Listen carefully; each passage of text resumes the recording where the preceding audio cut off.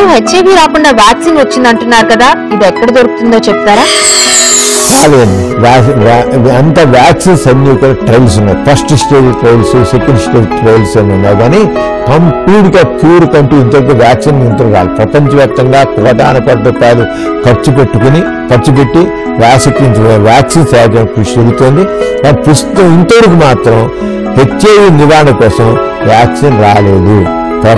కానీ వస్తున్నా చెప్పడం ఏంటంటే సడన్ గా అది బయటపెడుతుంది. ఇది అండ్ యాక్సిడెంటల్ గా మనకి ఆ డిస్కవరీ పెడుతుంటుంది. అంతే ప్రస్తుతానికి మాకు వ్యాక్సిన్ లేదు, కానీ మందు లేదు, కానీ ప్రస్తుతానికి లేదు, కానీ వచ్చే దుర్దశ తప్పకుండా వస్తుంది. తప్పకుండా వ్యాక్సిన్ వస్తుంది. ఇవాళకైతే 5 ఏళ్ళకి వస్తుంది, 10 ఏళ్ళకి వస్తుంది. అయితే ఇవాళ మందులు ఉన్నాయండి, చక్కని మందులు ఉన్నాయండి.